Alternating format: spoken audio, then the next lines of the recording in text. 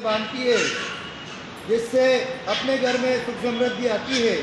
अतः रानी ने ब्राह्मणी से डोरा ले लिया और विधि अनुसार पूजन करके गले में बांध लिया।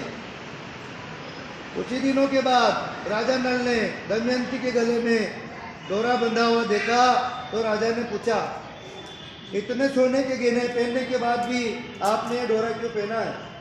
रानी राजा से कुछ कहती, इससे पहले उसने डोरे को तोड़कर जमीन पर फेंक दिया। रानी ने उस डोरे को जमीन से उठा लिया। पंडित जी, जो आज ये होली दशहरा मनाई जा रही है, इसका क्या विधि विधान है और क्यों मनाई जाती है? जय श्री राम। ये क्या साहब, वर्ष में एक बार आती है। होली के 10 दिन बाद जो होली दशमी जो तिथि आती है, उस दिन सभी सुहागिन महिलाएं मंदिर पर जाकर पीपल देवता की पूजन करती है।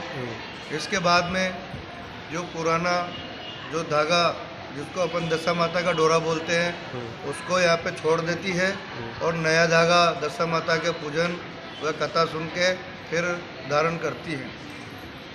ये कथा है साहब एक राजा नल के ऊपर, जो जिनकी पत्नी रानी, जिनका नाम दमयंती था, उन्होंने भी नगर में एक ब्राह्मण से डोरा लेकर के विधि अनुसार पूजन करके गले में पहन लिया।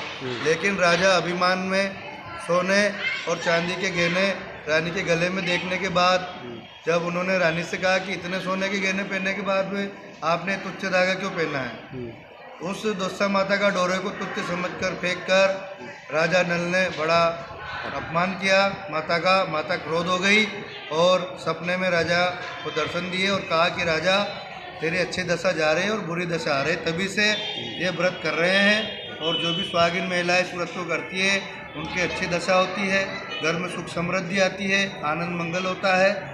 बस यही इस कथा का सहारा था। आपका नाम? मैं पंडित मनमोहन शर्मा, पुजारी, स्थान पावन धाम हनुमान मंदिर, new bus stand, Aklera, Rajasthan.